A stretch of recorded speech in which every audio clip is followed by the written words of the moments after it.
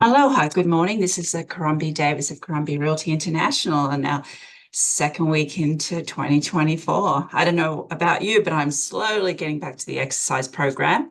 I was able to get 2 sessions of my 4 in this week, and next week we will do all the exercise regime that I usually do to keep us going through the week, but introducing back to the schedule a little bit at a time every week, and then we'll get totally 100% back into it. Anyway, last week we covered the single family homes for the past year compared to 2022, and today we're going to talk about the luxury condominium market. And let me put up my graphs, which makes it very easy to follow with what we talk about here. And so as far as the luxury condo market went, in these charts, this is our first chart today, and basically you saw, a lot of sorry about that. A lot of sales happened in July. And actually, as far as the market, it was down about, a little under 22% compared to 2022, just to let you know. But July saw a surge of sales. And as the year went along, the condominium market was pretty busy. And as you can see, compared to 2022, pretty much July and August surpassed those months from last year. But again, still we were down a little under 22%. The median price was slightly less. However, the price per square foot was 12% higher, interestingly enough, and the median price peaked in May.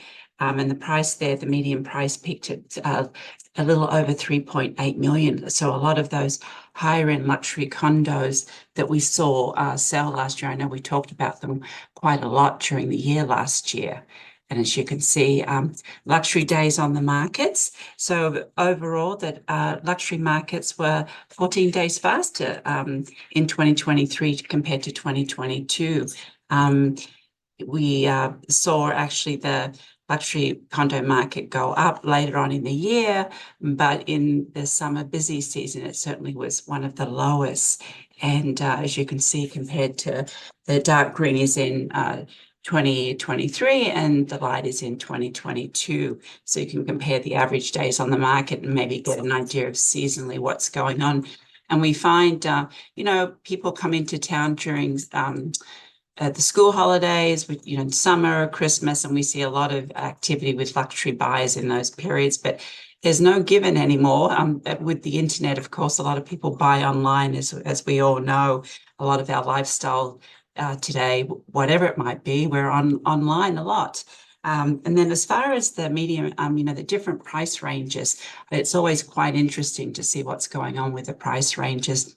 And between the 1.8 to 2.9 price range, which is in the brighter orange, we saw the condos in escrow in that range, and the 3.3 to 5.9s in the yellow. That's basically the the condominiums that were in escrow, and then the green, which is 6 to 9.9 and 10 million and plus. So like luxury homes, luxury condos, both rose and fell during the year with a peak in July, and the 6 to 9 million range and 10 million group have limited inventory. So it just gives you an idea of, the cycle we're going through last year and whether that goes into this year as well. But you'll have a copy of all these charts to have a look at your leisure, of course. And then, of course, it's always fun to see what the highest sell price luxury condos were last year. And all the top 3 sales were at Park Lane.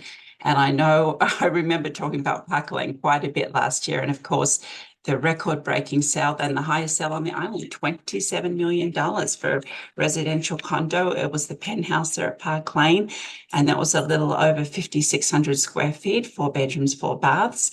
And the next 2 sales again at Park Lane, smaller units, a 4-bedroom, 4 baths, and they sold for around a little over 12 million.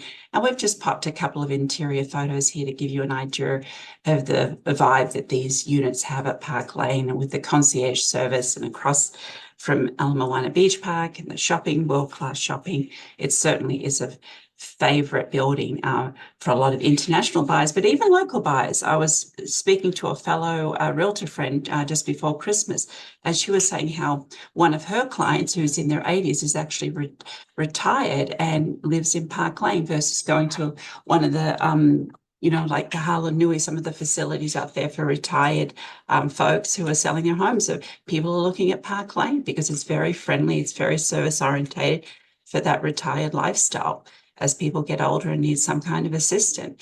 There's not medical assistant there, but there certainly is a concierge service, and you can call the grocery stores to have them deliver your groceries. So that might be an option for people if you're thinking, where do I want to live and retire? Maybe Park Lane is an option for you. But just thought I'd put that thought out there this morning.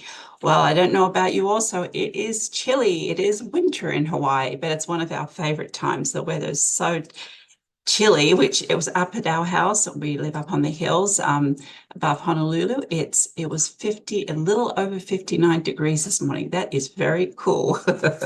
And today we all walked into our office thinking, oh, it's warm in the office because it is quite chilly out there. But with the colder weather comes beautiful photos that Marianne takes. And let me put these up now for us. As you can see, the sunsets are even more beautiful than ever, and the palm trees. And of course, those looking for the spouts and whale-tails this time of year, the humpback whales are back. And every sunset, and her next picture here is every sunset is different, and each and every sunset is special. So those colors are just gorgeous here in our winter in Hawaii. And of course, the orange sunset ANA Airbus, the last of the 3 in the Flying Honu series, was put into service just a couple of months ago and flies the Tokyo to Honolulu route, a real eye catcher. It's not often seen, but this is a photo that Marianne took, and very cute. Thank you, Marianne.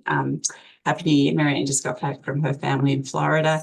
And anyway, just wanted to wish everyone a great weekend. Enjoy this chilly weather that we don't get a lot of. We can bring out those woolies and cardigans and sweaters. We call them cardigans in Australia, sweaters in America, of course. And much mahalo, and have a wonderful weekend. Aloha.